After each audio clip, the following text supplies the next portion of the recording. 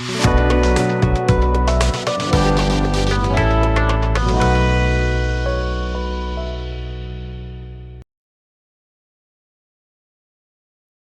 track now to your career move from the army to corporate, you've been working in Cummins for the last 4 odd years, I would imagine.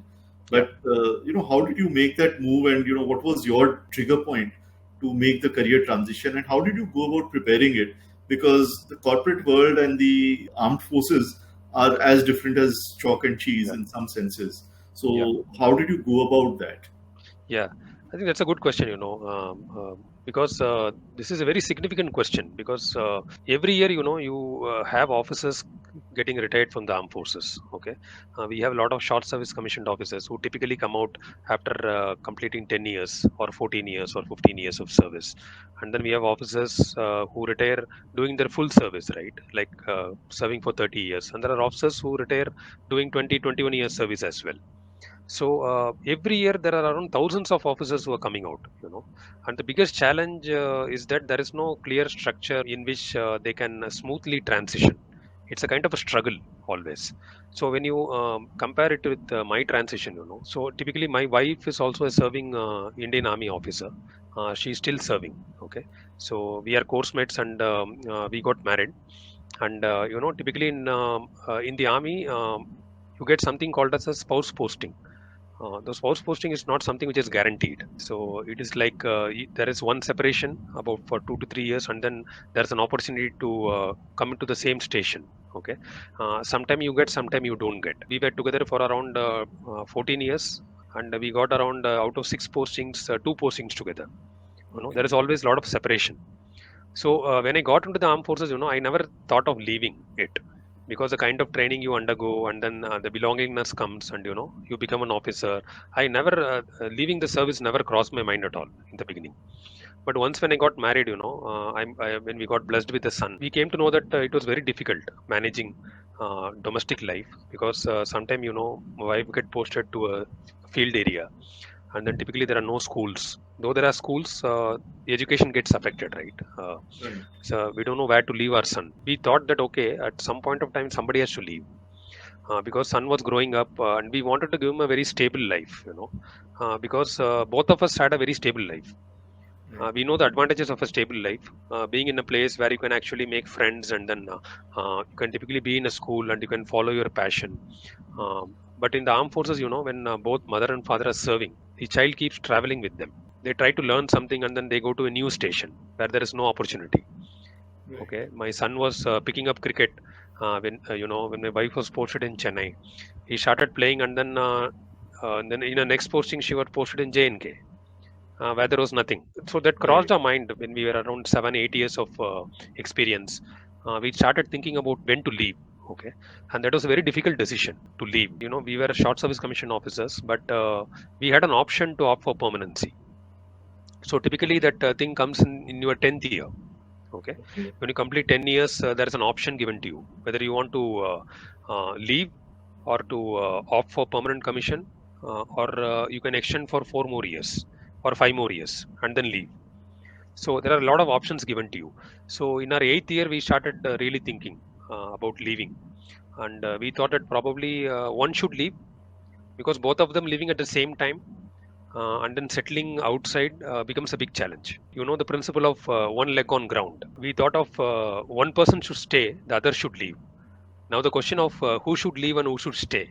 Okay, so so we had a very deep discussion, and then my wife told me that okay, she will continue. She will offer permanent commission, serve for 20, 21 years, and then retire Right. with a pension. Okay, short service commission officers typically don't get a pension. One of them had to take that, do that sacrifice, right?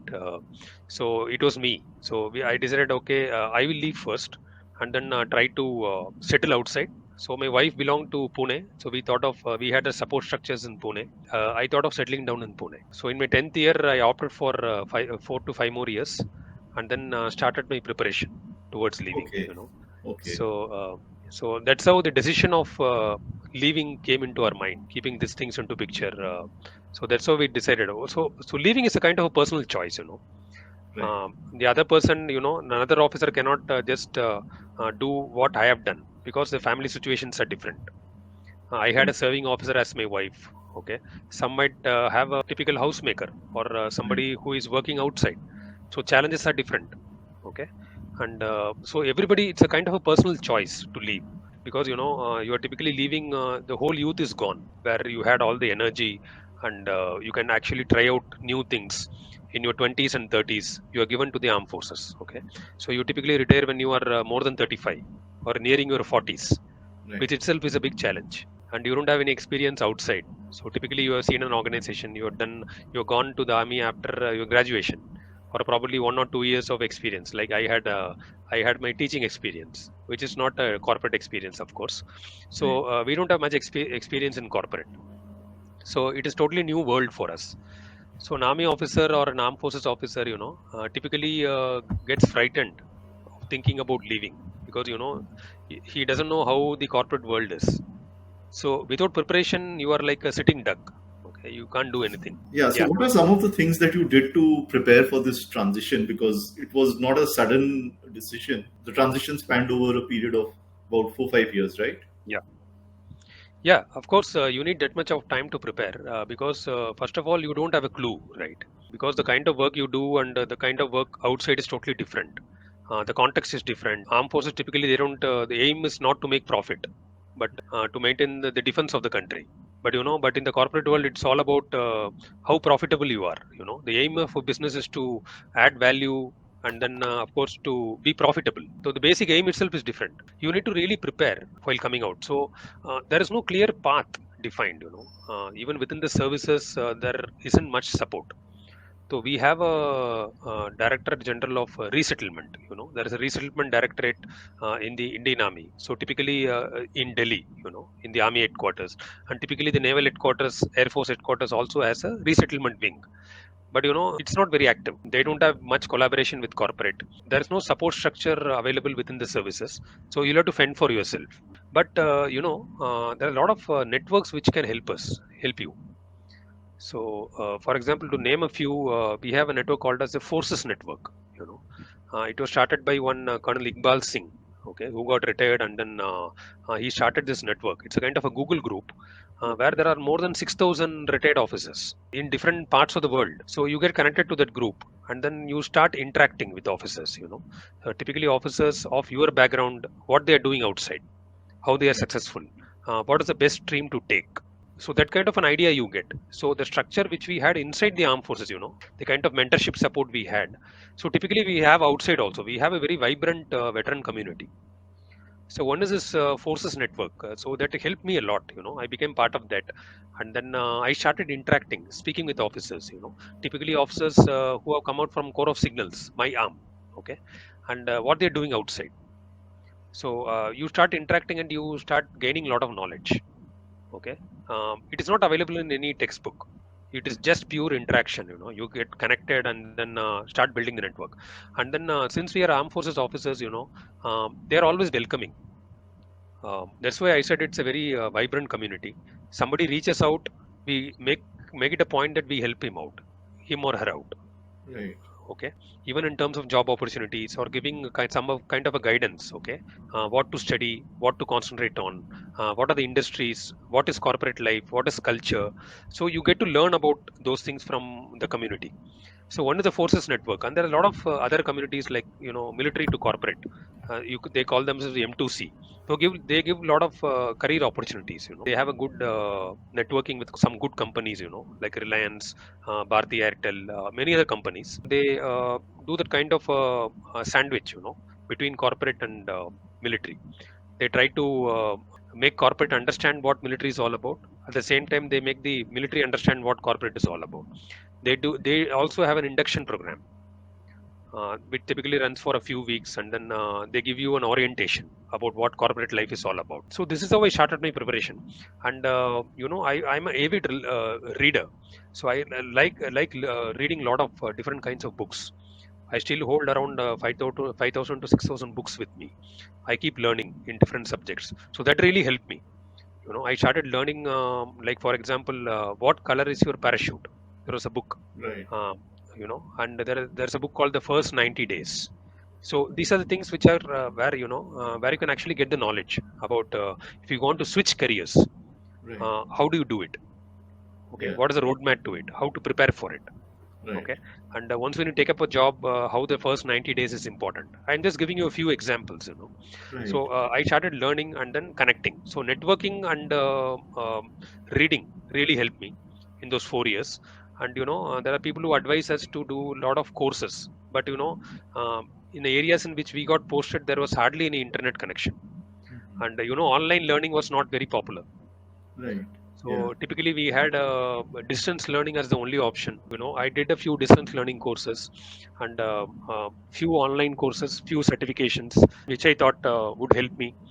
The main aim is that you'll have to be abreast with your knowledge. I started studying economic times, just reading through the paper, understanding what is going on in the business world, and what are the new challenges they are facing, and how we can contribute towards it. What are the best fields in which I should choose? Okay, so typically HR was not my forte in the armed forces. HR was part of my job. I was more of a technical officer, providing communication. But somehow I thought I will choose HR. HR interested me a lot, you know. Once when I started studying about how what are the HR challenges companies are facing, I thought I might add value in that. Okay, and I started concentrating in HR as a subject, and then started increasing my knowledge towards it. So that's how it is. So it's about 4 years of that kind of on and off kind of focus which you maintain.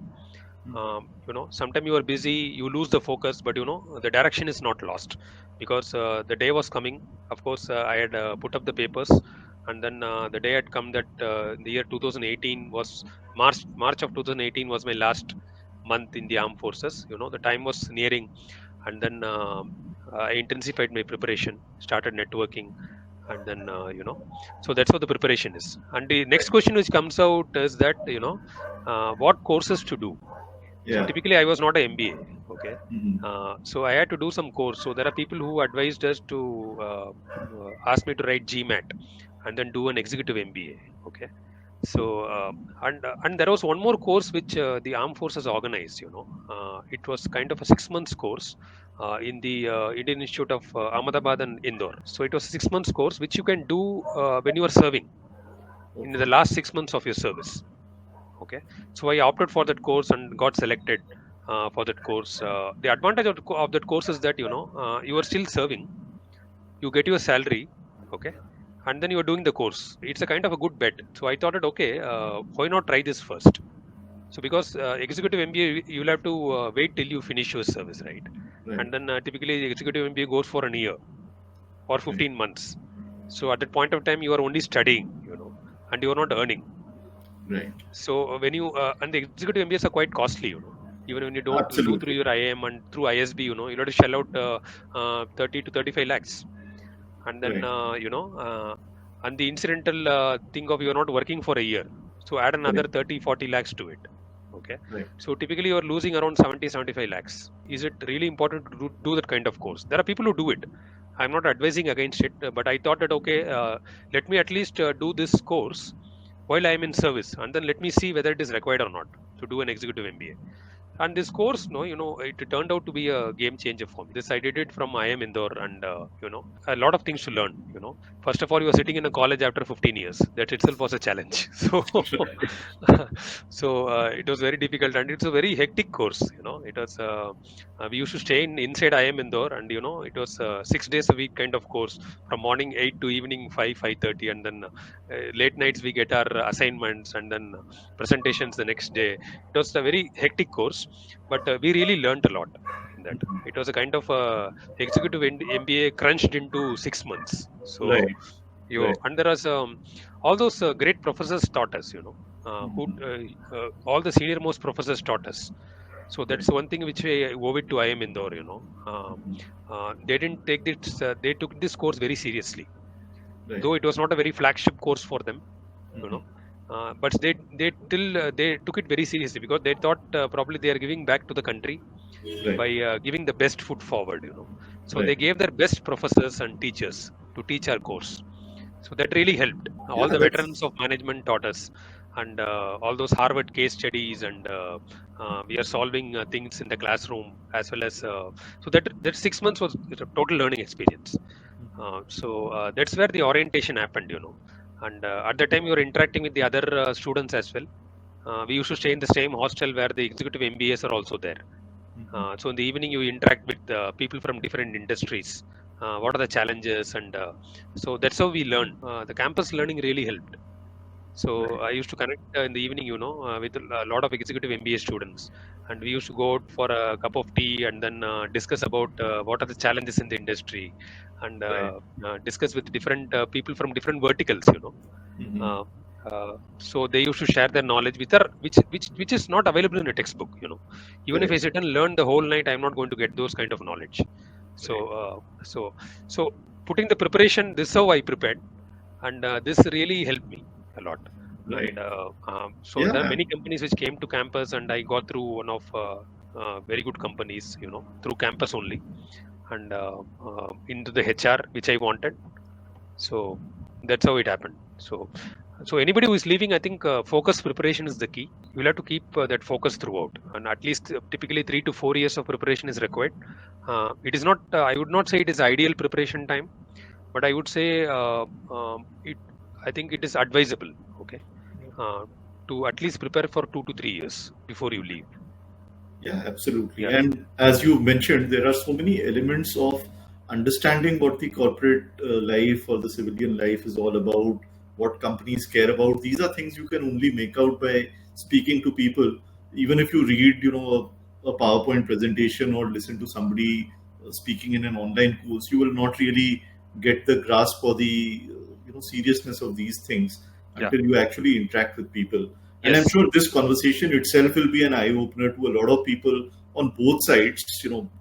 People who are in the armed forces looking to retire or transition to corporate roles, Yeah. as well as corporates who are looking to accept the armed forces people into the workforce and integrate them, and of course get value from the deep experience that they bring and the experience of running one of the largest and most successful organizations in the country or in the world. So Yeah. that would be amazing. We've spoken about the preparation that you did for the transition. Now, once you transitioned into a corporate role in HR in the Cummins group of companies, after that, what has your experience been? And if I were to slightly flip around the question, how did you see others in corporates perceiving somebody coming in from the armed forces, and was it in consonance with what you were expecting, or were there any differences in the way people reacted to somebody coming in from the armed forces? Yeah, I think that's a good part of the question. How we are perceived. For example, a veteran, armed forces veteran, is perceived in the corporate world. You know, so the perception of the corporate world towards the armed forces is very positive, because most of them respect the armed forces personnel for what they do to the country, and then as an institute, they have tremendous respect towards the Indian armed forces, because they have seen, armed forces delivering their objectives, mainly, again, terrorism which keeps happening in the JNK. They keep learning it in the news, you know and there are people, armed forces officers in most of the family, so the general perception is that it's very positive. That they have tremendous respect, and they think that as an armed forces as an institute is very successful, a really very good institute. But when it comes to, offering a job, you know it is like there is a typical saying, we respect what you did for the country, but we don't have a job for you.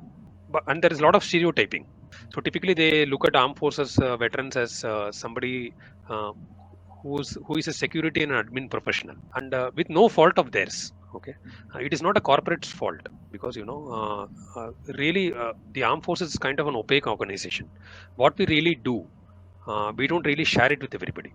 Correct. And And for good reasons. yeah, and for good reasons, as you rightly said. So it is no fault of the corporates. They have only seen the armed forces in the movies, probably. You know, and even before I joined the armed forces, I know only armed forces from the movies. You know, Right. so yeah.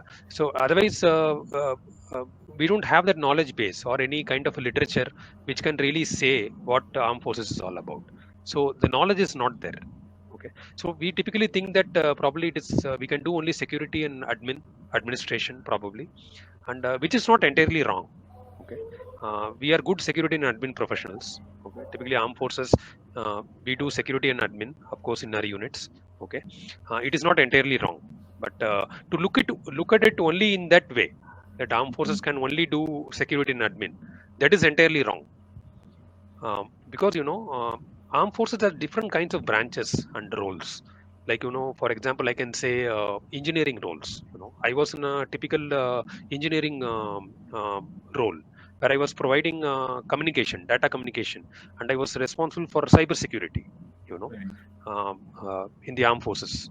So we used to work with all latest equipments. We had all the servers from Cisco. It was Right. completely off the shelf equipments, and you were working with those equipments, and you were installing those equipments in field.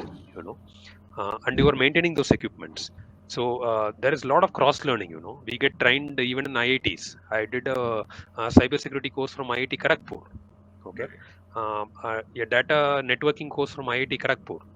So this is how. So that kind of learning is there. So typical engineering background and data background I had.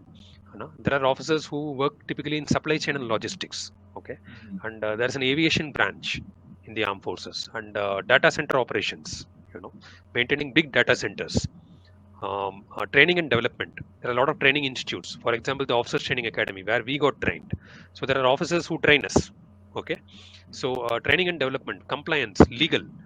We do have our own legal officers, and we have media management.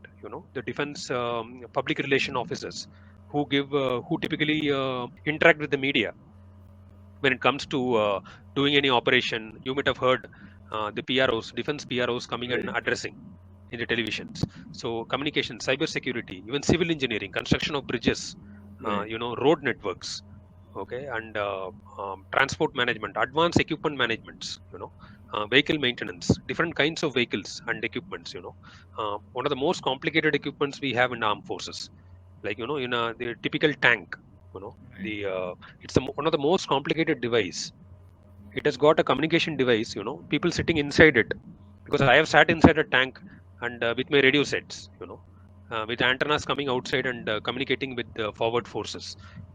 So and in the Navy and Air Force, we have specialized branches like shipbuilding, for that matter, and people who have worked in submarines. Right. Engineering design, aviation, air traffic control, for that matter, air and sea logistics, port management. So this is only a few things which I'm telling. Okay. Correct. So we have so much to offer, but the corporate world is unaware of these things with no fault of theirs. Because we have operated in a very opaque manner. Right. So now it is time to typically bring in that kind of a synergy between what armed forces actually does. Okay, and there are things like, for example, the forces network, the M2Cs, and there's a new network called Zynic, which has come up just to create that awareness in the corporates, Right. and about how corporate works to the armed forces. It Right. both ways. Okay, Correct.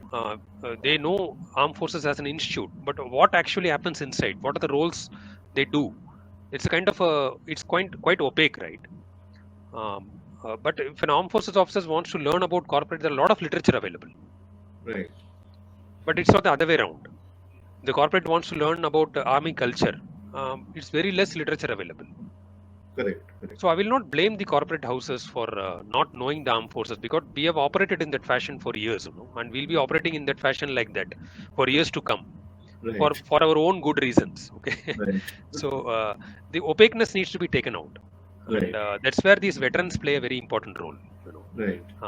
So we have to break our glass ceiling, and now there are a lot of companies, like Amazon, Bharti Airtel, Reliance, for that matter, to name a few, who do bet really big in armed forces.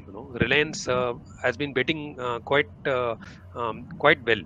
A lot of armed forces officers in their offices, and of course the Amazon has got a veterans hiring program. Right. And Goldman Sachs is another example where they have a veteran hiring program. They give them induction for about 6 months, and then they place them. Right. So there are companies which are tapping the resources, and it's kind of an untapped resource, I should say. Absolutely. Totally untapped, Absolutely. with the kind of talent war which is going outside. This is a resource which is totally untapped. Still Right. to this day, I would say that it's an untapped resource. And Right. companies have got, if they really want to make a game changing kind of scenario, innovation in recruitment and bringing in, uh, innovation, and they need to tap into this pool. And for that, they need to understand it first. Right. What are the things available? Okay. And so this is where I think people like us, for example, I have left now, and I play a major role, creating awareness about armed forces in my own organization. Right. Okay. And I have taken those steps, you know and I keep talking to my leaders whenever I get an opportunity, what armed forces can offer. I always keep sending those resumes to my chief talent officer and chief recruitment officer. I keep sending it to them. Just try it out. Okay. Right. And we do have in my company people from the armed forces, and some of them have done really well, some of them have struggled. It's Right. a kind of a mix. People are still really don't not very welcome in taking a bet, you know because in the corporate also don't have time to train somebody. Okay. That's true. uh, Yeah. you have to take somebody and hit the road running. So Right. they are a little bit doubtful, tentative, Yeah, it's not as much about time as it is about yeah, attitude. yeah, Why should I take that, yeah, risk? Because if I take a trained person and then the person doesn't perform, you yeah, can always spin the onus onto the other person. But if correct, the decision is mine, then the onus becomes mine as well. So I exactly, think that's the, hedging mentality yeah, which a lot of, people in corporate have, whether they are doing recruitment or procurement decisions or anything. yeah, They have that play safe mentality. yeah. Yeah. And play safe, yeah, with a reason, right? Because not that they know about the armed forces and they don't want to take a bet. So there is Right. always this opaqueness. So it is Correct. always both ways, I should say. Yeah. Yeah. Because I will not typically, blame the corporates for it, Hmm. because they are not fully aware. There's Right. no full fault of theirs. You know, Right. and somewhere we need to. I think people like us have to come together and then probably create this awareness. And it's a kind of a slow process, but surely it will come through. And there are a lot of companies who are started betting. A lot of startups who are taking, because in startup there are a lot of challenges. And armed forces Right. officers can always take up those challenges. And Right. there are a lot of startups who are doing it, and there are officers who have themselves started startups into Right. business ventures, Yeah. who are business owners. So slowly this mentality is changing, and Right. corporates also are slowly coming to know about defense forces, though it is Right. very slow, but still I think it's going in the right direction, I should say. Yeah, Right. Yeah, absolutely. I think this conversation itself will be an eye opener for both sides, for people wanting to, move from the armed forces into the corporate world, as well as for the corporate world to absorb. So, on that sort of, concluding note, what is one piece of advice you would have to these two segments?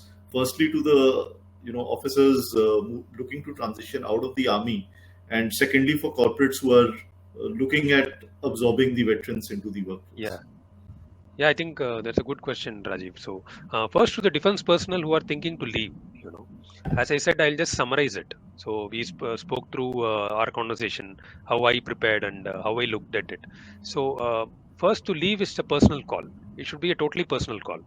You should not compare it with anybody else. Okay. Because typically it happens, right? Somebody in your unit or somebody known to you leaves, and then you also think that, okay, I'm also going to leave. He's doing well, so I'll also do well. Okay. Right. So it may not be a good decision for you. So Mhm. typically you'll have to see, that's why I say it is always a very personal call. It should be a very balanced, well thought out decision, and the support of the family should be there, because you will be retired at a stage where your children are small, and then you have a lot of dependents, your mother, father depending on you, they are also retired, and so support of the family is must. They should also be aligned. So first is a personal call. The second is that once you have taken that call, focus preparation well in advance. You should plan your transition really well. It is not that you just put up a paper and then leave the next year.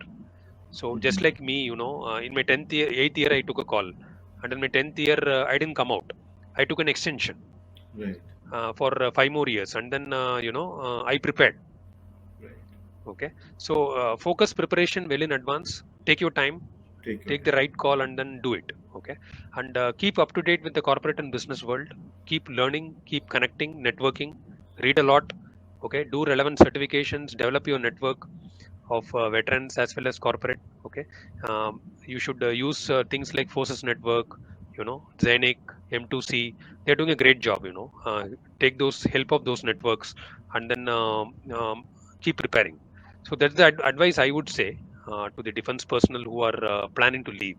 Okay, and to the second part of your question, about what corporate leaders should look. Okay, so they should look to tap into this mostly untapped military veteran pool.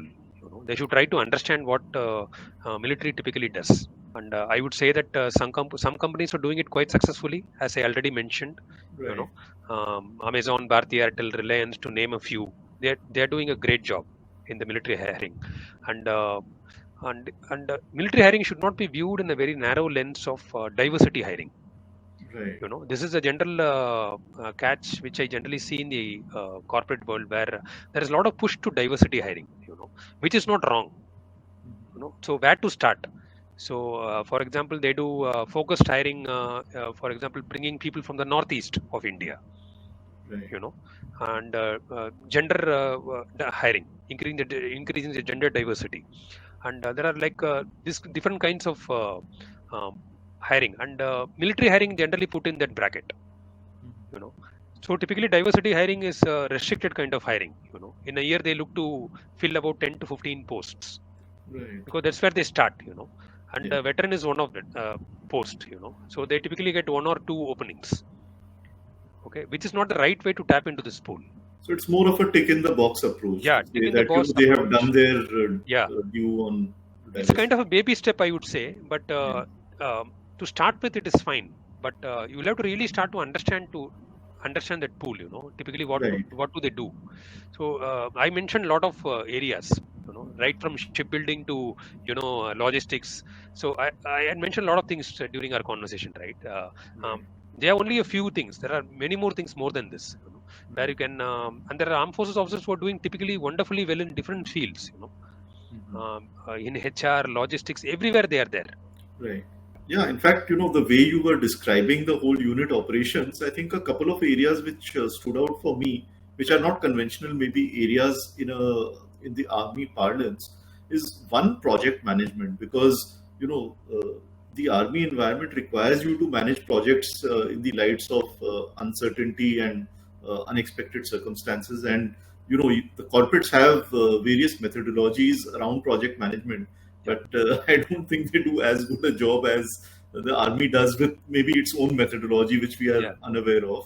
And yeah, I think second thing is of running an entire team. So in a corporate parlance, it could essentially mean a business unit leader, or that kind of a senior leadership role, because the most important thing in corporates is really to lead the team of people and channelize and funnel their energy towards a common goal and objective, which is where most of the organizations, frankly, are struggling, and they are struggling much, much more in the wake of this new, work structure and yeah, work from anywhere and remote working sort of environment.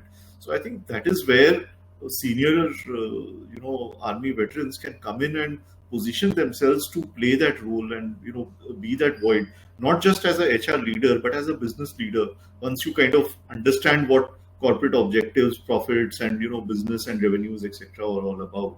So I, at least from my 25 years of experience, I clearly see these two big gaps in corporates, which army veterans can fill in very, very well. very true. I think leadership. There is a crisis of leadership always, right? Right. Not only in corporate world, I would say in the armed forces also. There is always crisis of true leadership. Mhm. Um, so there is a lot of focus on leadership in the armed forces. How to develop good leaders, and typically a corporate is also trying to do it now.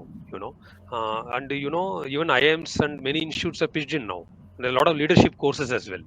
Right. you know so typically they understand, that's the kind of a game changer.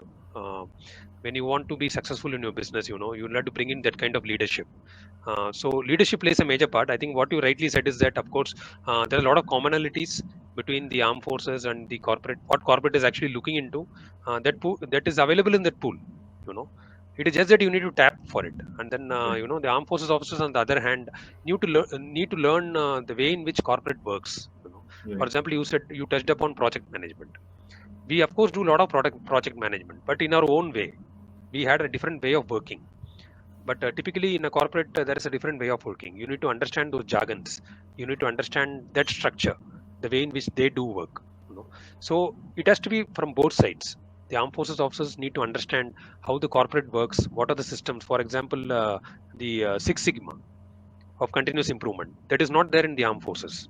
Right. Okay, but typically most of the corporate goes through Six Sigma process. Okay, so Six Sigma is something which you have to learn and then apply it. Right. Okay, so it is like the skill which the armed forces officers also need to learn. At the same time, both of us need to understand each other better and collaborate and do a lot of knowledge sharing. Right. Okay, which is not typically happening today, probably because of the information age. There are officers who reach out and then things are spreading because of the information age, in which we are. But still, there is no clear structure of collaboration. Right. Armed forces also doesn't want to collaborate, and the corporate also doesn't want to clearly reach out because they are not aware. So the gap is always there. Right. So I think the veterans need to bridge this gap, slowly but surely. There are a lot of networking, veteran networking coming up, and a lot of people who are reaching out to the corporate to make them understand, like these courses which IAM do. The corporate houses come there and understand, okay, what armed forces is all about. So I think these are all steps towards the right direction, but it is only in the nascent stage. I would say, because Right. this pool is still untapped, I would say, because the kind of people I have seen, I can draw a lot of parallels. They can actually add a lot of value to the corporate, the armed forces officers, but corporate is unable to take that bet, you know, Right. for the reasons well known to them. Okay, Right. and not the full fault of theirs, I would say. Right. Yeah, Yeah, absolutely. So I'm sure this conversation will be like a drop in the ocean, but an important drop in the ocean to bridge this gap and bring the two worlds together. And on that note, Shyam, thank you so much for this wonderful conversation. I'm sure it will be extremely helpful to a lot of people out there. And I must say, when you were mentioning about the 5,000-6,000 books that you have, I was intrigued. But I think the audience got to read, some of those books and got some of that wisdom from all the reading and the deep thinking that you do, and that clearly came out in the conversation. So thanks so much for all those insights and sharing your deep experience with us. We'll be sharing the link to the post in which we will be capturing the details of some of the discussions that we've had. So please do check out the description in the video in the comment section below. And thank you once again, Shyam. It was a pleasure speaking with you. same here, Rajiv. Thanks a lot for this opportunity, I would say, because it started as a casual conversation, and I think you took it forward, like you promised during our conversation, our coffee mug conversation. You Right. promised that we will connect back, and I didn't expect a call so quick. And once when you sent me the link, I went through your FTEM, and a lot of good things I observed there. Right. People with different kinds of background, different subjects. I really loved listening to those kind of conversations. Right. Uh, because more than the books, I would always love to listen now. Because once when I during my commute to the office, I listened to two or three uh, sessions of yours, and it was really good. Okay.